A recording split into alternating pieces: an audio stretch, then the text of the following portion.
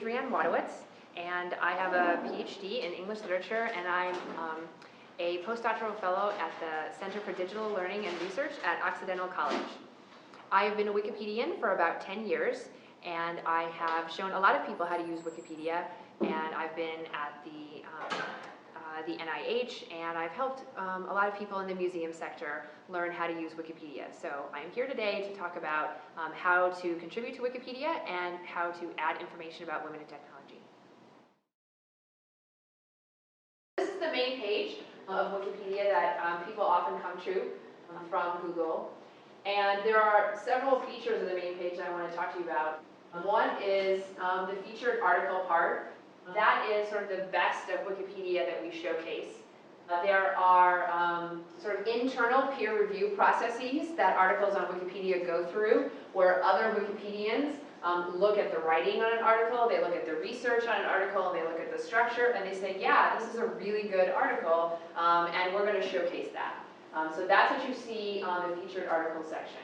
The in the news section is not necessarily great articles, but they're topical and timely articles. That's true also for the on this day section. So you can't be guaranteed to get really great articles in those sections, just topical and timely articles. The did you know section are new articles that have been created very recently. So they're things that are sort of emerging on Wikipedia. And you'll notice that we almost always have 3 to 5 to 7 articles, and these are replaced every few hours. That many new articles are being created every few hours on Wikipedia, which is why there are millions of articles on the encyclopedia.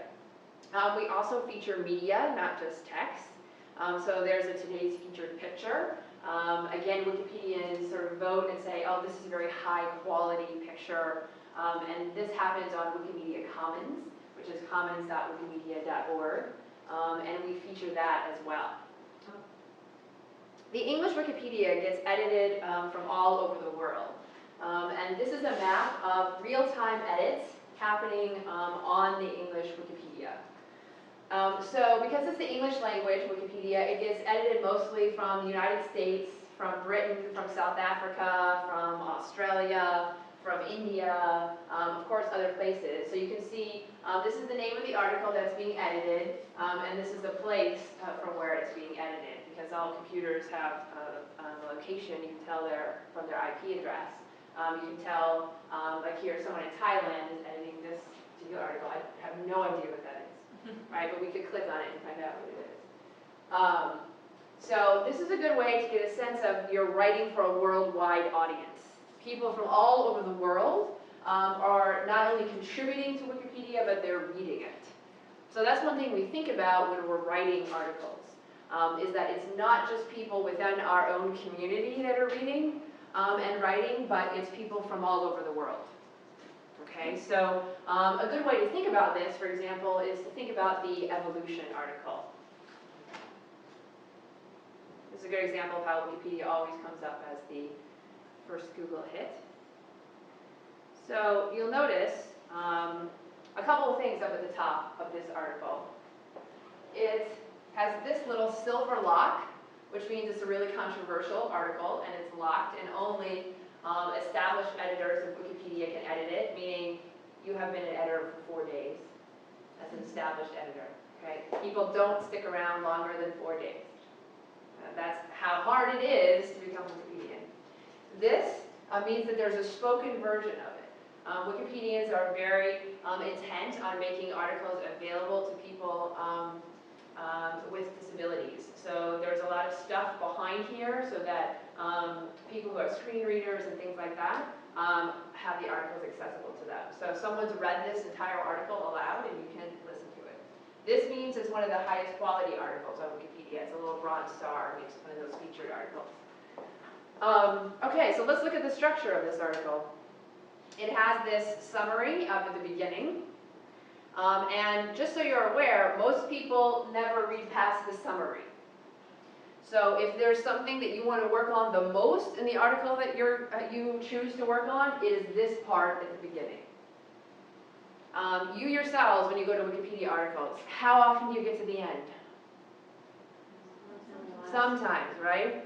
This is the part where people go because this is defining what they're looking for.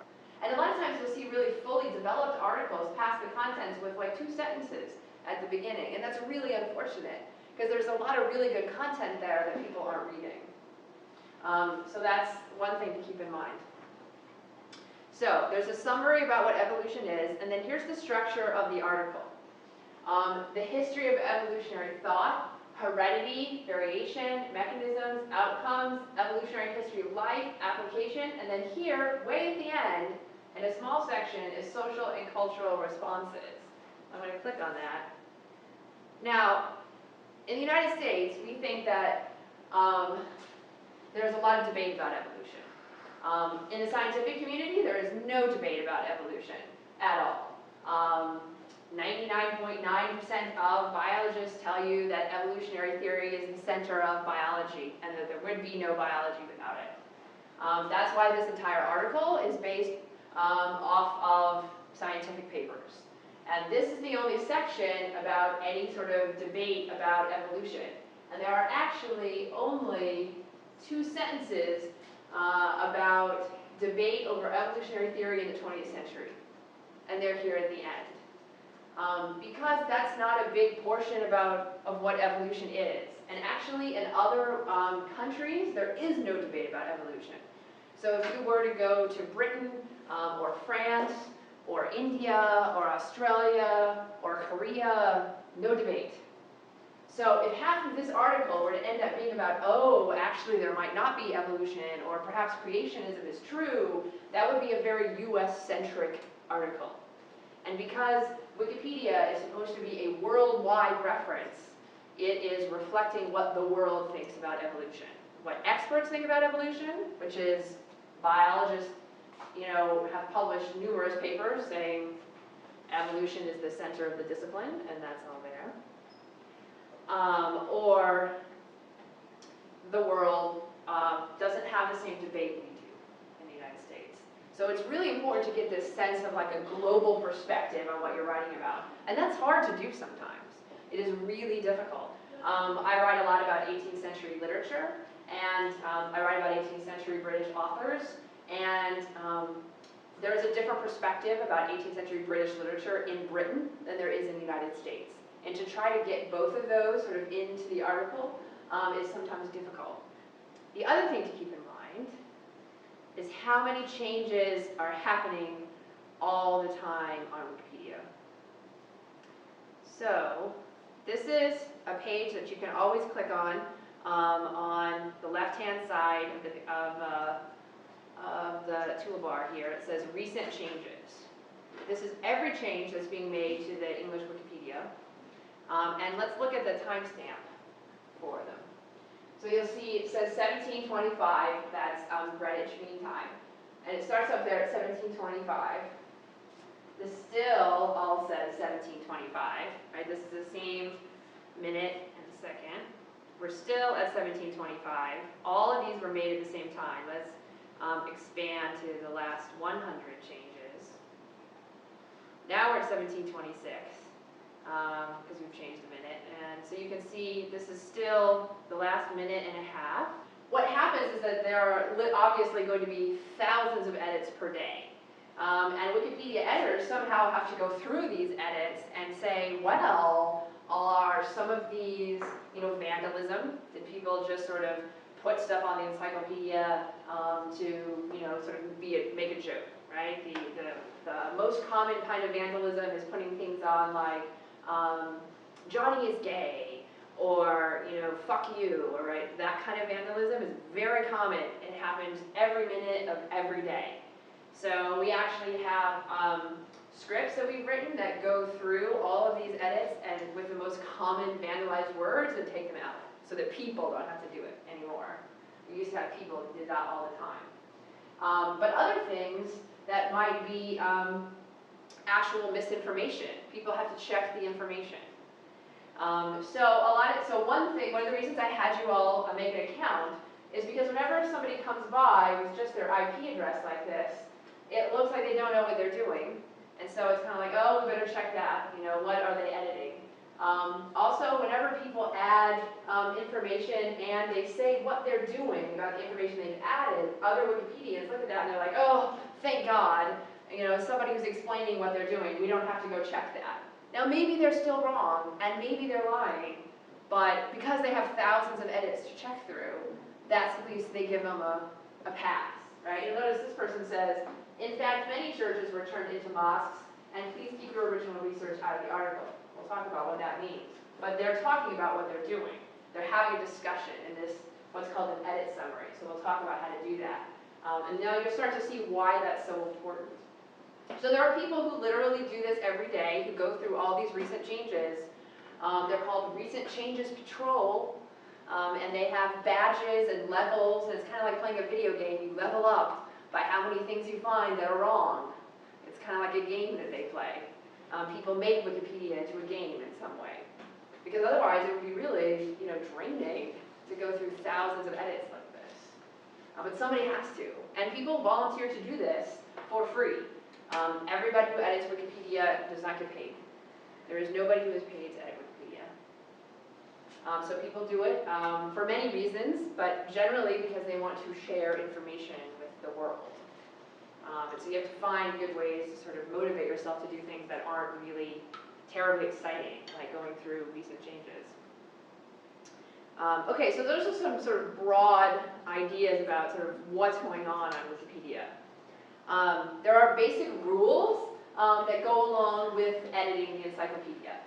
And so I want to talk about those. There are these 5 pillars. The first is that Wikipedia is an encyclopedia, which means that it is a tertiary reference source. There are primary sources and secondary sources and then tertiary sources. So someone remind us, what's a primary source? Yes, it's a first-hand account, right? Of someone who's actually there, right? What's a secondary source? Someone that heard about it, reported about it. Right, what would be another good example? So like a newspaper, right, would be reporting on an event, right? Like the New York Times reporting on Obama's inauguration, yeah. Someone who researched it? Yes, you know, so like scholars are secondary sources. So a tertiary source is something that summarizes secondary sources. So they're a third remove from the primary sources. So in a way, an encyclopedia like Wikipedia is supposed to be extremely conservative when you think about it. And not conservative in the way that like American politics is conservative, but conservative in the sense that it's only summarizing what has already been published. You cannot put something into Wikipedia that has not already been published. There is a saying on Wikipedia, verifiability, not truth.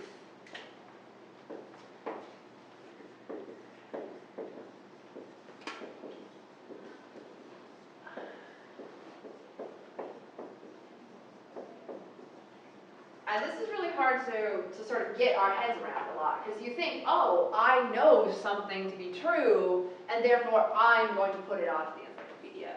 But the most important thing on Wikipedia is that you have sources for what you're saying, because an encyclopedia summarizes previously published knowledge. It does not try to get at the truth. And a really good way of thinking about this is thinking about, for example, the article on Jesus. Are you going to go to the article on Jesus and have a debate with the other editors about whether Jesus is actually the Son of God or the Messiah, or whether he actually existed? That is a recipe for disaster, right? That's what people fight wars over, right? So what you're going to have an argument about is what scholars have said. That's still going to be a huge argument. I can tell you, that's still a huge argument. But it's much less of an argument than about the truth. Okay? The truth has an argument, it has a debate in a different place. But you're having an argument over what the sources say. What do the sources say? And then, you know, each group has its own sort of set of sources, really, in the end. That's what happens on a page like that. And that's a very interesting thing to have happen. So that's the first thing, sort of understanding what an encyclopedia is. The next thing to understand is that Wikipedia is written from a neutral point of view. And neutral doesn't mean it has no point of view. Neutral is kind of a deceiving word. It just means that it comes from the point of view of the published sources. So it goes back to the article on evolution that I talked about. It uses the major points of view in a balanced and impartial manner. So for example, you would not write the article on evolution from the point of view of creationists because they are not the major point of view when it comes to evolution. Also, you don't use your own personal experience or interpretation or opinion. You don't get to say what you think because you are not an expert, you are not published. If you happen to be an expert to be published, that's great. But you only get to cite from your published source, your own published material. So you have to provide references for everything. The other thing is, what does it mean to present in a balanced and impartial manner? This is extremely difficult. So I'm going to use an example from the Rape and Pregnancy Controversies in the United States Elections article. Okay, so how many people are familiar with the comments that were made by the candidates during this, many of the Republican candidates here during the sort of election cycle? Yeah, anybody not familiar with what they said? Yeah, anyone not? Because then I'll tell the story. Okay, everybody's familiar. Yeah, no? Oh, you're not? Okay. So I'll use Todd Aiken as an example here. He, because that was the one that sort of started it all, during the election, made several comments about how there are different kinds of rape, one being legitimate and one being illegitimate. Do you remember this now? Yeah, okay. Yeah. And then another part of his comment was that if a woman is legitimately raped, she will not get pregnant because her body won't allow that to happen. So there was a whole article then created on this series of comments made by a series of Republican candidates. The question is, how do you present this material? And at a certain point, the article looks different now. At a certain point, this is what the article looked like. So look at this part over here, okay? Opponents of abortion have claimed that women have a biological reaction to rape that makes rape victims unlikely to get pregnant. In a 1972 article, Dr. Fred Mecklenburg argued that pregnancy is unlikely from rape because women are less likely to ovulate after trauma, an assertion for which he cited as evidence Nazi medical experiments in Nazi death camps.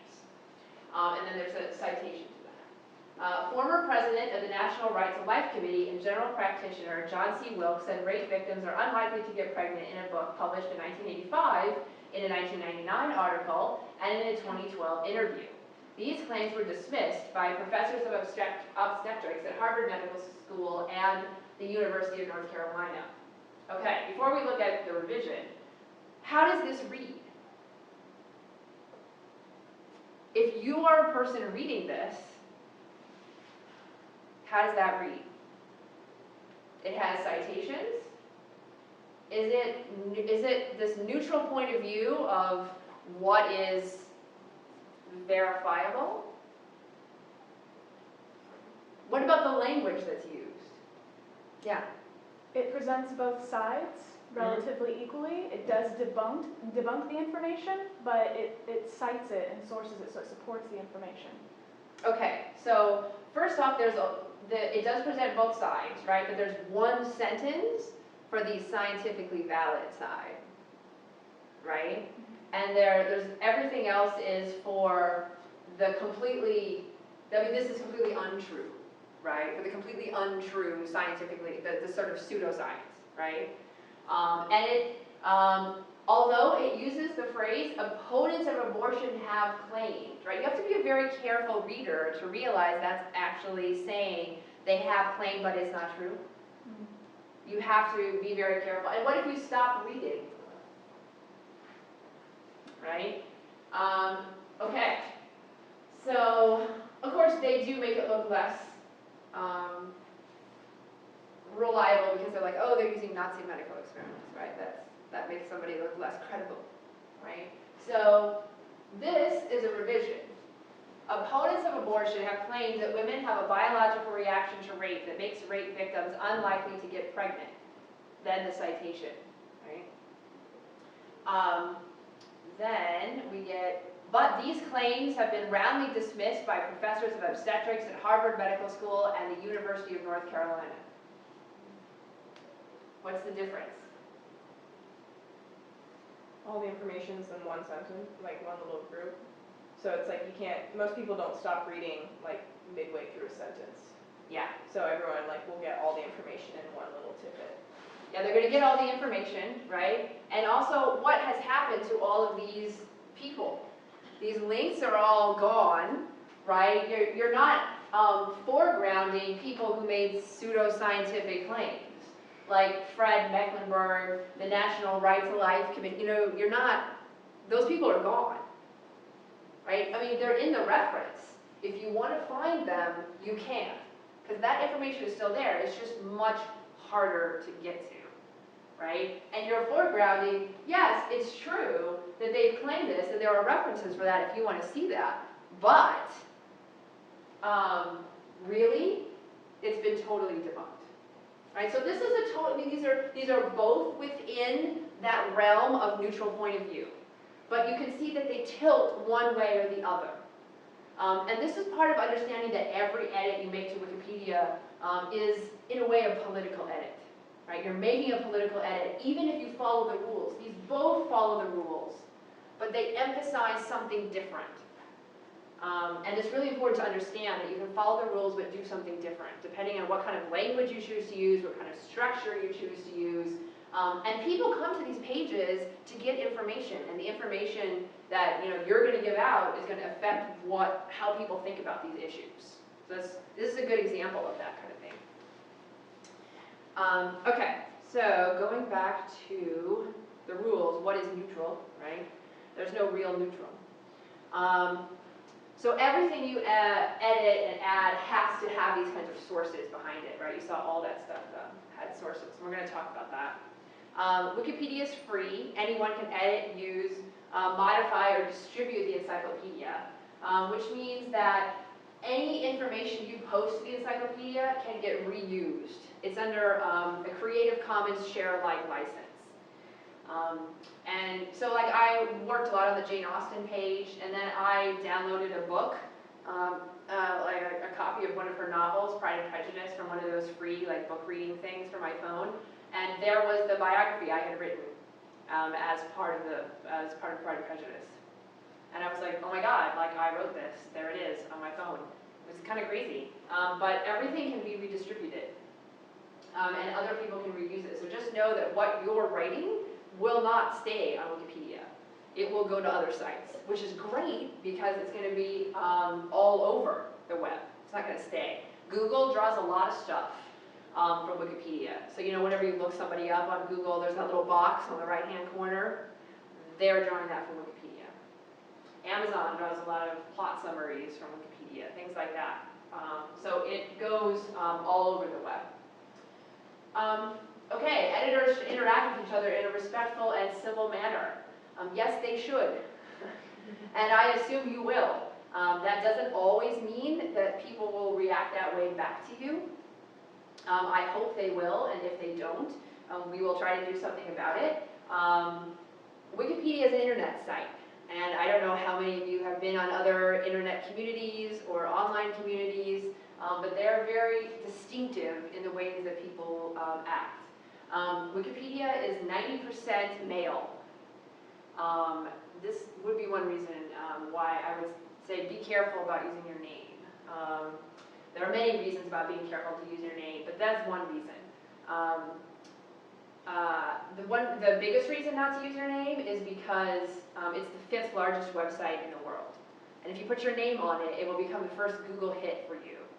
And you may not want that. And you become very public once your name is on Wikipedia. It's just something you can think about doing later once you understand the ramifications of tying all your edits and your comments and everything on Wikipedia to your name. But with Wikipedia being a 90% male environment, It's mostly men in their 20s and 30s. They're almost all white as well. Then it takes on a very specific kind of discourse, right? It can be very aggressive. It can be very argumentative. Again, that doesn't happen everywhere, but it happens a lot. So it's something that you might come across. And there's a big push right now by the Wikimedia Foundation to get more women to edit, because different parts of culture get covered when you have 90% of men editing, right? I mean, it's just different things are going to be covered. Okay, and finally, there are no firm rules. The idea is to just be bold and edit the stuff you want to edit. Add things in that are missing. You can't break anything on Wikipedia. You cannot break it. Every edit is saved. You can always go back and change something. So you should never be worried like, oh my God, what's going to happen if I do this? Nothing is going to happen.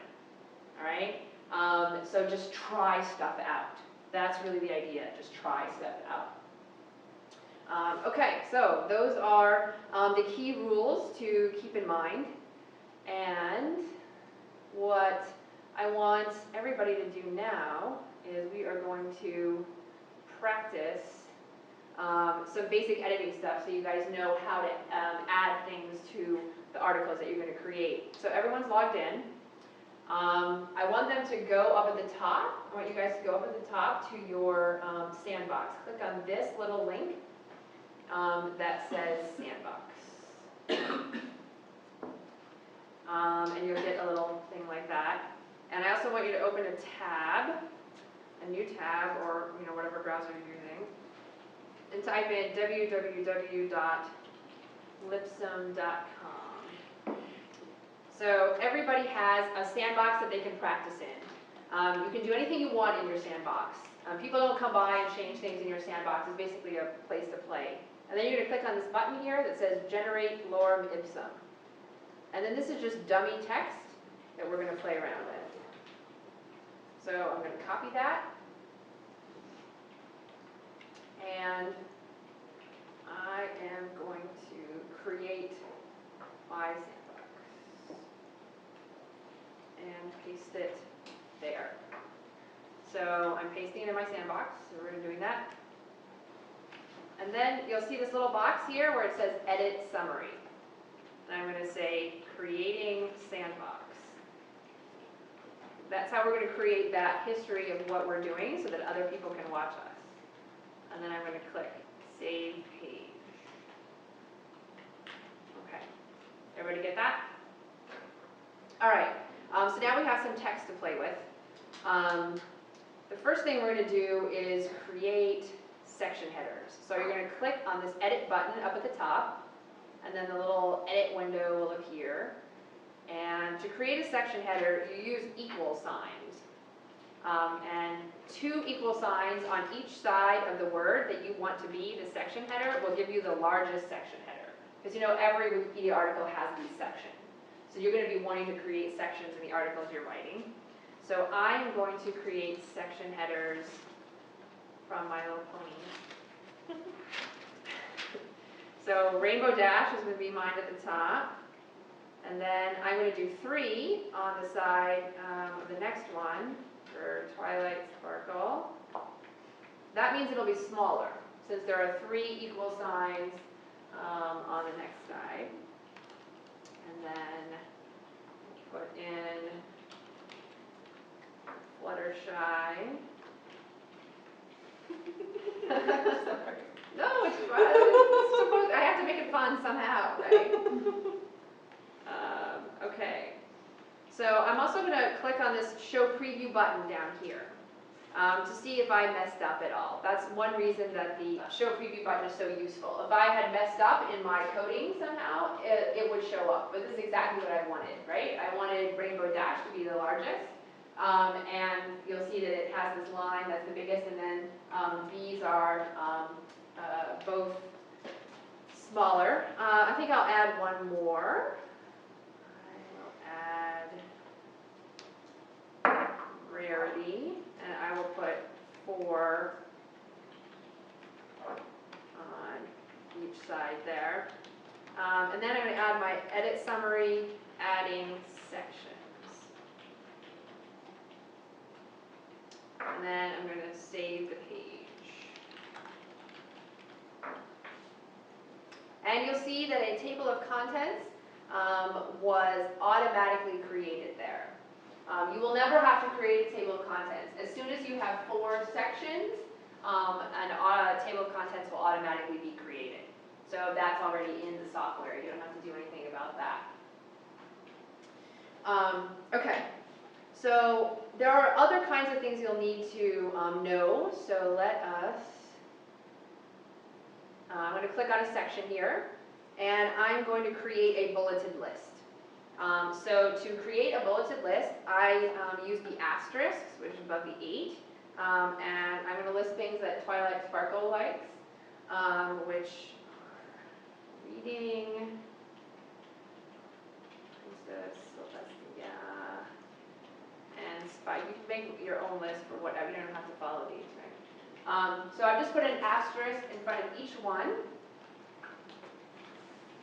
and I'm going to put in my edit summary adding list, and then I'm going to show my preview, and you'll see that the asterisks have been replaced by little bullet points. Again, that all just happens in the software. So then I'm going to save that because that worked out. Okay, so that's one kind of list. Another kind of list is a numbered list. So let me put a numbered list here. So let's say I was going to create a list of episodes. Then you put the number sign in front of everything you want to type. So let's say I just said episode 1, episode 2. I don't remember the titles, right? I'm not that much of a fan. Episode 3. Actually, I'll put in episode 4 here. I'll do 1, 2, and 4. I'm going to show the preview here.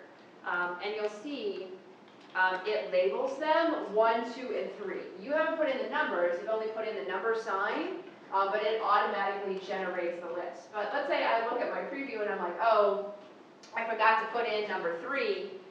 So then I go back to my list and I just put into the middle here episode 3. And then, let me show the preview again. It renumbers them. So before, what was number 3, right, was episode 4, and now episode 3 is number 3. So one reason to always use the number sign is so that nobody ever has to recode the list. Okay, they can just put in what they want into the list. And since people are collaboratively editing the encyclopedia, you really want to save people that trouble. So we will say adding numbered list.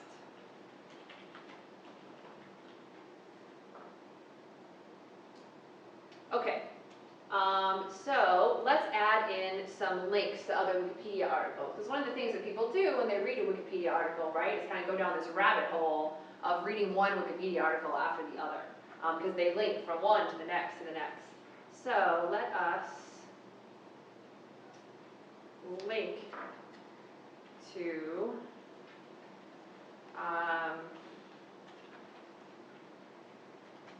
alright, so let's say I wanted to link to My Little Pony. To do the links, you put 2 straight brackets on each side of what it is you want to link. And it's very important that you check the link at the end to see if it's actually going where you want it to go. So 2 straight brackets on each side. And then I'm going to go check to see if this is actually the link I wanted. And then I go here and I see, maybe this isn't exactly what I wanted, as this is an article about the entire entertainment franchise. And I really wanted this, My Little Pony Friendship is Magic from 2010 to the present. So I'm going to click on that, and I'm going to see that actually this article is titled My Little Pony: Friendship is Magic.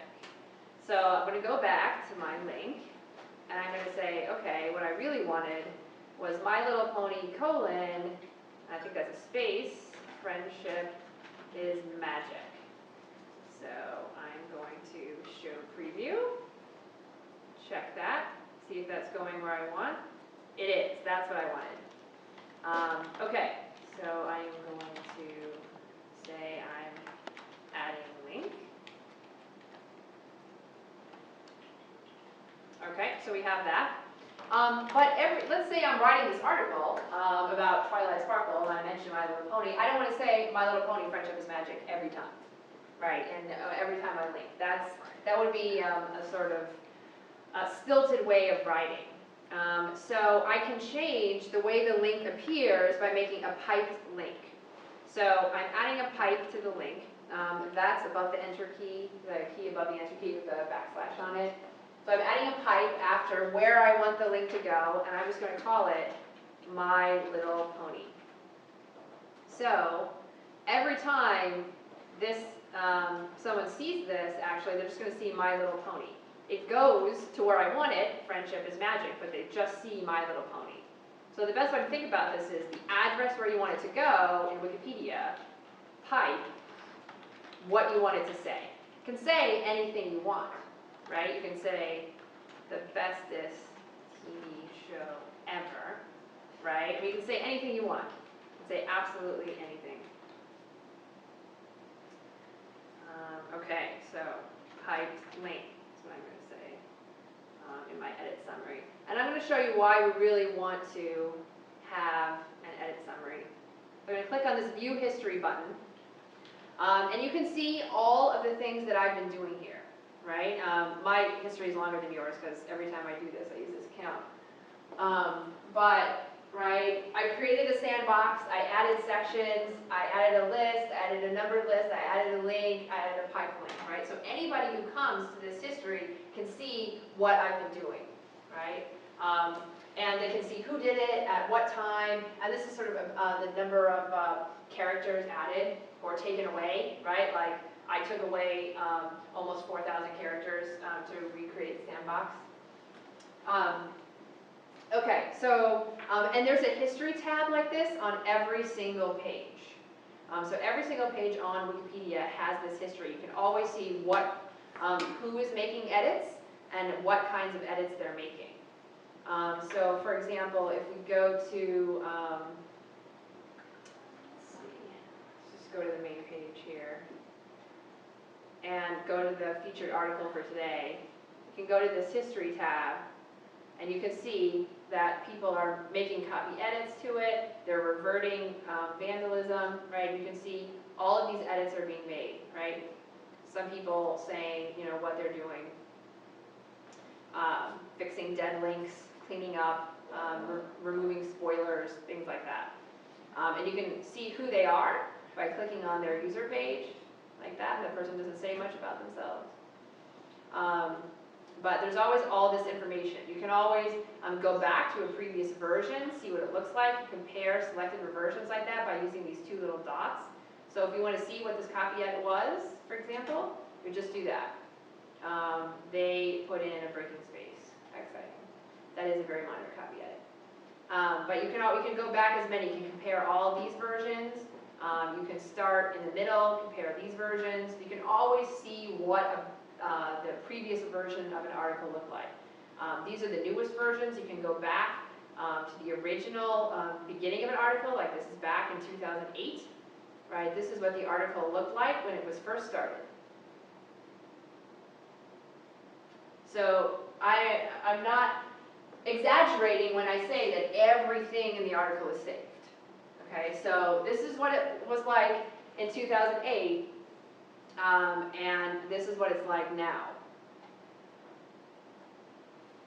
So it's definitely grown, it's definitely a lot better. And this is the argument that people make about Wikipedia, is eventualism. Eventually every article will get better. Eventually people will put work into it. Okay, so that's history. And all right, so we've done internal link, we've done internal piped link, and a lot of times we want to add external links. So let's create a whole new section for that. Links that show you the outside world outside of Wikipedia, where you might get other information. So I'm going to say external link, and I am going to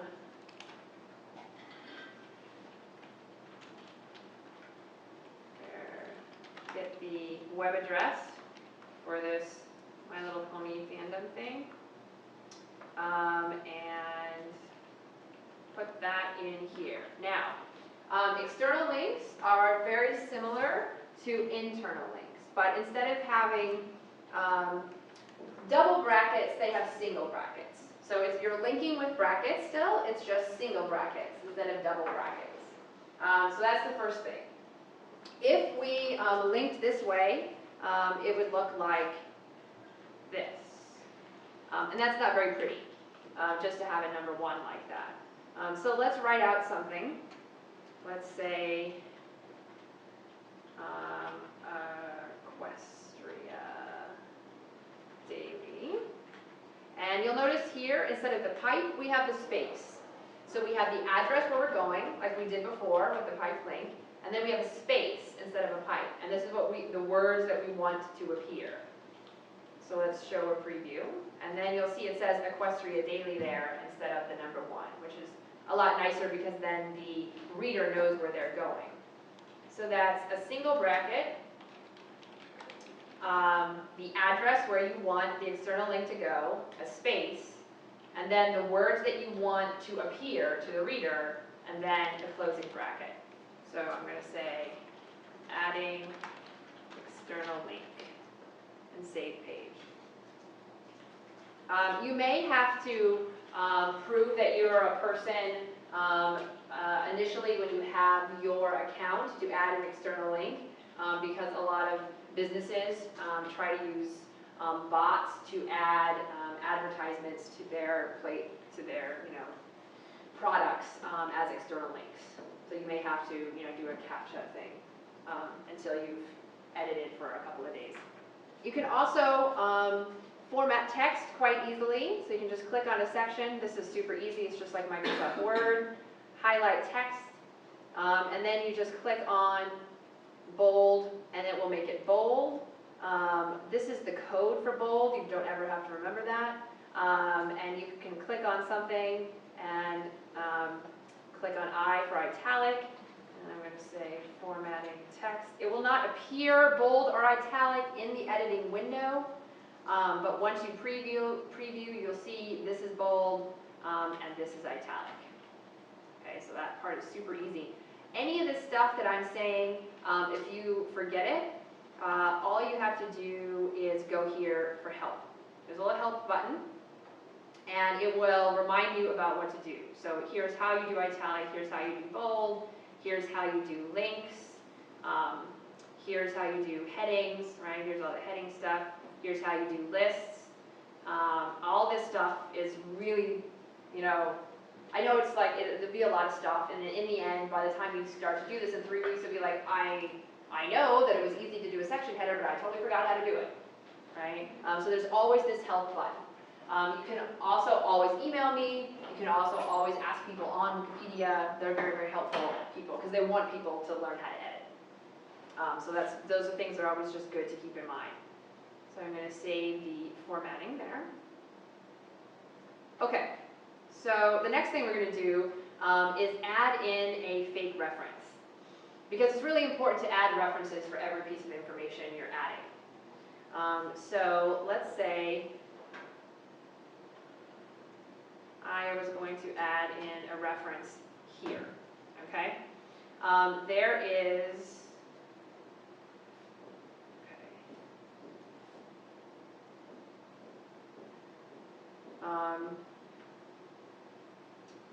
this little button right here that says reference, right? So all you do is you type in your reference text there. So what you do is, say you have a book, right? So we will type in, I'll just make myself author, my information about the book, and I'll say the awesomeness of my little pony, and I'll I'll say that it was published in,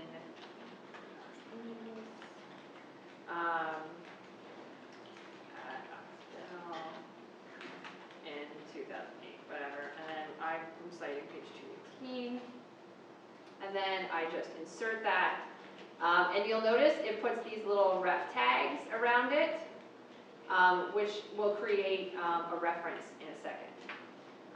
So we're adding a reference, and we are saving the page. Now, you'll notice that we get this. There are ref tags on this page, but the references will not show without a ref list template or a references tag. Okay, this is another thing that's really helpful about the Wikimedia software. If you make a mistake in the code, it will help you. It will give you a message to tell you how to fix your mistake. And so if you're patient enough to read the message and not be like, oh, I made a mistake, right? You can totally figure out what to do. So this just says, okay, there's an error, there's a tag on the page, which we saw, but nothing will happen without this. So we just have to add that. We don't even have to understand how it works. I can explain how it works, but all you have to do is just add that. So we're going to copy that. We're going to copy this. We have to have that. And we're going to go create a references section. So let's say we need a references section, like that. And we're going to add in that little thing it told us to have. And we're going to say adding ref template. And then we're going to save the page. And now you'll see that that reference has appeared. Okay? Wherever you put references, they will renumber. So like if we put another reference up here, it will become number 1 and this will become number 2. So you don't ever have to worry about renumbering them or anything like that. There is also a handy page of reference citations. So you can go to this page, citation templates, and get handy citations for books, journals, and then you can fill in all these fields, and it will put the citation into a format for you, so that you don't have to format the citation. So you don't have to remember, oh, where does the book title go? Do I put the author's name first? Whatever, right? You just fill in the fields, and it does all that work for you. Here, it'll see what you get out of it, right? So it's kind of nice. It's just an auto-formatting thing. There's a journal. There's one for journals. There's one for a website. Anything that you want to draw from, it will automatically do for you. So you just plop that down into the text, fill in the fields, and then it formats. Okay, and I just want to emphasize again that you have to cite everything you put into the article. Everything you put in. I mean, technically the rule on Wikipedia is that anything that's controversial or likely to be challenged has to be cited, but in the end, people cite everything. Just because somewhere in the world, someone is going to challenge the fact that you just put in that person's birthday. The next thing I want to talk about is formatting of discussion. So that when you're having a discussion on somebody's page, you know how to do that. So, everybody has a talk page. Everybody has a user page and a talk page.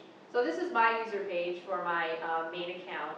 And I've made it quite elaborate. You don't have to make yours nearly as elaborate. I've talked a lot about myself here, but that's because this is part of my job and I want people to find me. So I talked about the classes I do, the articles I've written, projects I'm part of, things like that.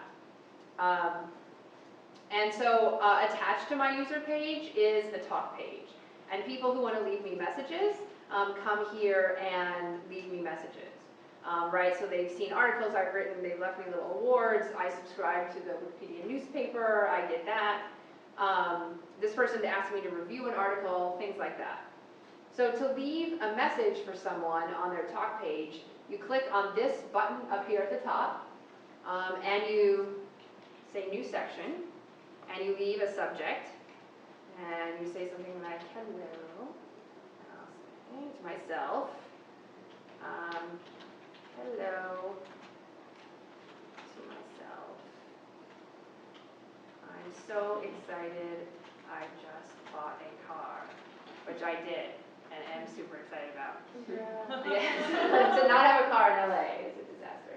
And then the next thing you want to do is sign with 4 tildes. The tilde is you have to press shift and it's on the button next to the 1.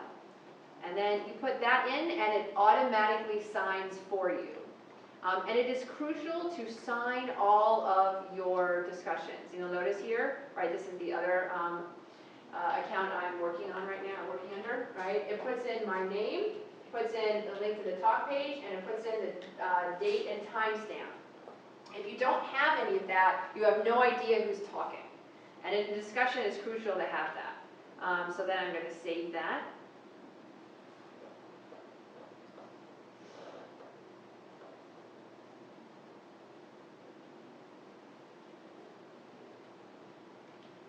Okay, so you'll see that that appears there. And let's say I wanted to respond to me.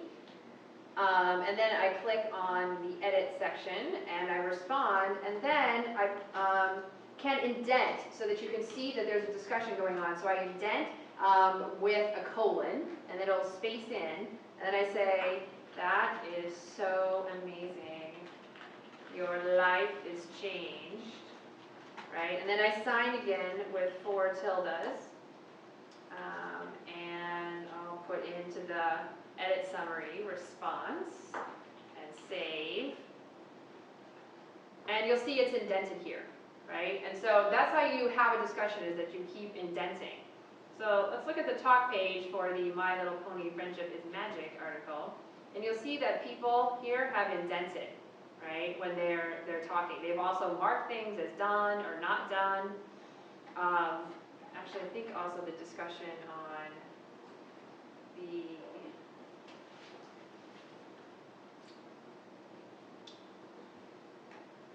fandom articles. Really well done. Okay, you see there's extensive discussion on this page, and every time they start a new topic, they start a new section, right? And they indent as they go along, right? And this got reviewed, as you can see, by another Wikipedian. And see how they indent as they go. And you'll notice every single one of these is signed. And that's how you know who's talking. And if you don't have that, then you don't know when the discussion is taking place. And you'll notice also how fast some of these discussions happen. Right? So notice this is like 14:52, this is 15, this is 15:09. Right? Some discussions take place even faster than that, right? But that's all within like 15 minutes, right? Okay, this is now, this person, right, is accusing that the article has a point of view, right? And you'll notice how far this gets indented, right? Like way over here, and then they bring it back out.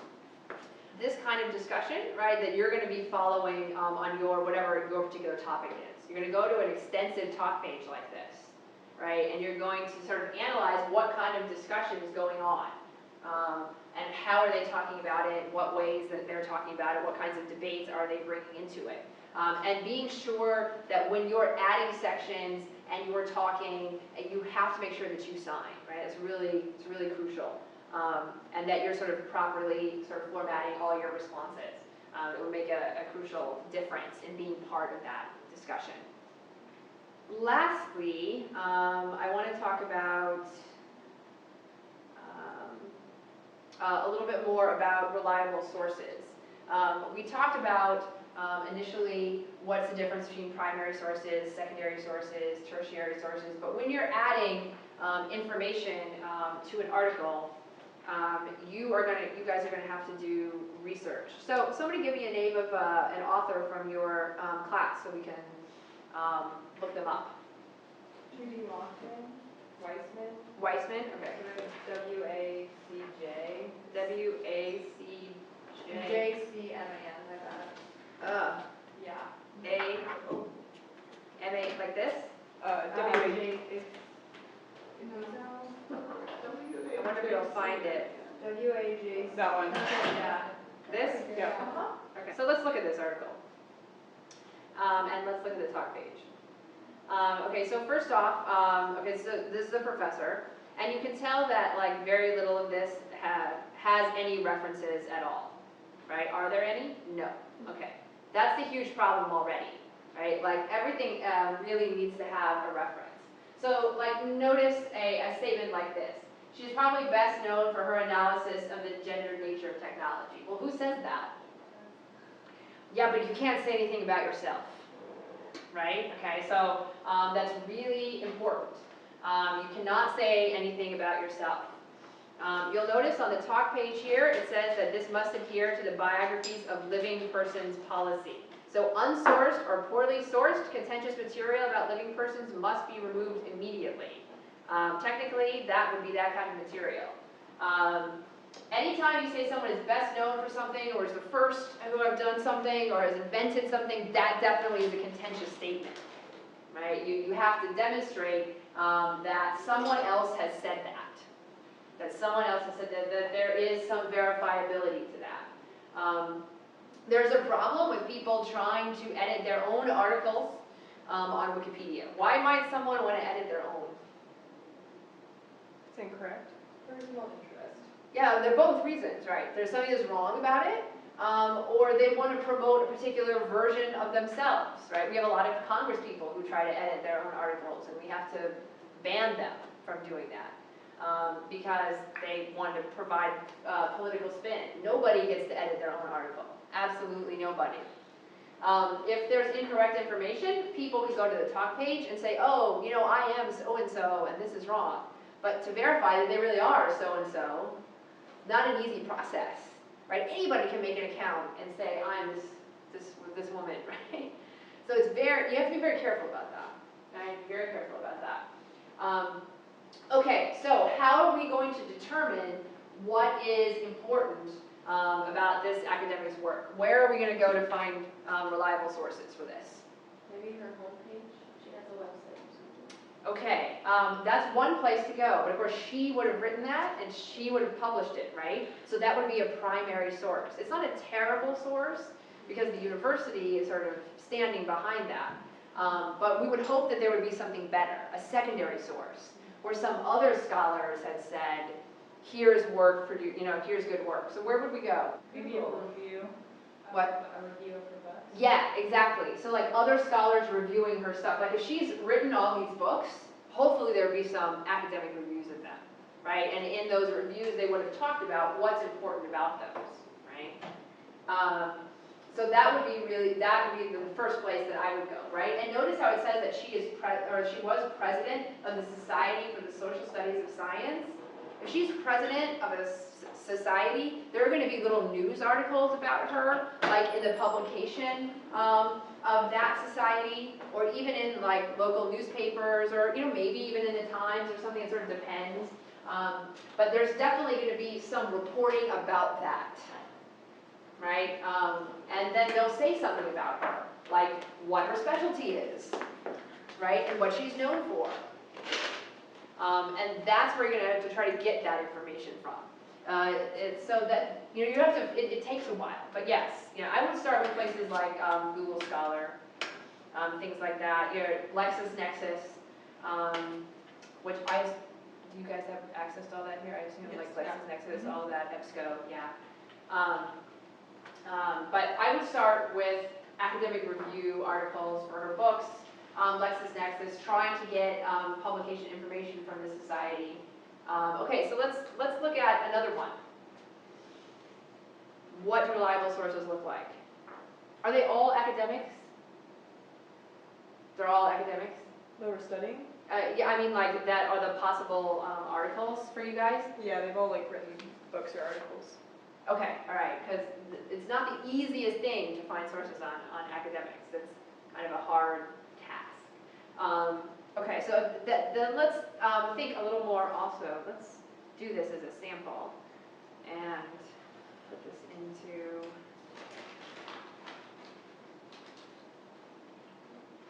let's put it straight up into Google first and see what we get. So you'll notice right here, Google's drawing this from Wikipedia. This is why it's so important. This is going to be her academic stuff. right, from her website. So we'll see what that is. It's also an academic site. Let's see what this is.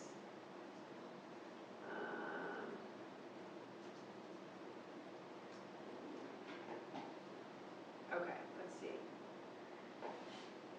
Yeah, this is the, okay, here's another good idea. So there are going to be press releases about her joining universities, right? This kind of looks like this is what this is, right?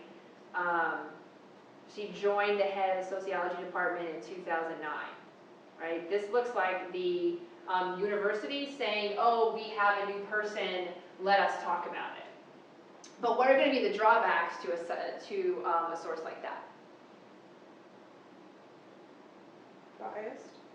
Yeah, I mean, like, what's the problem with a press release? It's promotional. It's promotional material, right? So if all you end up with is promotional material, the article's going to get tagged as being a promotional article for the professor, right? So you're going to have to be careful about just how much of that you use and how you use it, right? Like, straight up facts, right? She is the head of the department beginning in January 2009.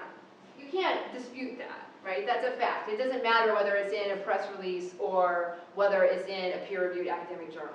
It doesn't matter. It's still a fact. But you have to be careful, right, about what kind of information you're drawing, just exactly what you're saying. If it says she's the best sociology professor in the world and it's a press release, right, you got to be careful about what you take from different kinds of sources. Okay, here it says that this is actually her website. That's going to be a little bit more difficult. We'll see about that. Let's just skip that for a moment. Okay, so this is Penn State University Press's site about her book. Would we use that? This is the press that published one of her books. Yeah, why not? It's also promotional. It's talking about a work that she did, and it's promoting the book that she wrote. So it's not even really information about her so much. Right. I mean, even if you want to describe the books that she wrote, which you do want to do, you can't use this. I know people who wrote these for a living. They're marketers. It's opinionated. Right. I mean, this is a marketing pitch.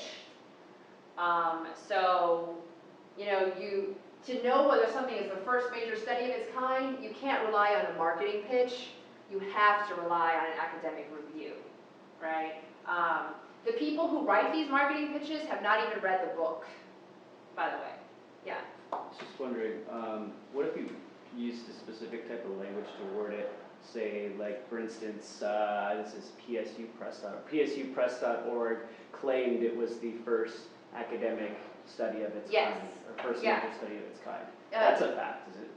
It is. But then you sort of get into what we were talking about with the rape and pregnancy controversy article, where you start to say, well, these people claim this, but is it important to include, right, promotional claims? Like, yes, it's a promotional claim, but we don't really know if it's true, right? So it's how much weight do you want to give promotional claims? Sort of. Then you're technically by the rules, absolutely you could do that. But then you're sort of wondering, well, what are you doing sort of ethically? You know what I mean? Like. So it's like a question of scope of the article and where exactly do you want to go with it? Right, yeah, exactly. And sort of how much, I mean, if you end up with having no other sources at all, sometimes you're forced into that because you really don't have any other way to do it. Like, I worked a lot on this article about Lynn Hill, who was one of the most famous women climbers of the late 80s and early 90s. And there were really no other sources except interviews. And those are primary sources. But there was nothing else. There was, like, literally nothing else. So the entire article is littered with these statements of me saying, in an interview she said this, in an interview she said that, in an interview. But there's nothing else I could do. Right? Because that's what there is right now. People have not written extensive books about female climbers. So, yes, sometimes you're pushed into that in the end. But it's good to sort of keep this in your stack of sources and be like, okay, I've tried, and now I have to do this. Yeah. I'm just curious, like, how did you pick to write an article on Lynn Hill then? I wanted to, there were a couple of reasons, right? One was I wanted to work on an article that I could develop over a few weeks because I kept track of every single edit I made so that I could talk about the politics of editing, but also because there were very few articles developed on rock climbers in general and not that many on women athletes. So it was specifically about sort of developing parts of Wikipedia that are underdeveloped.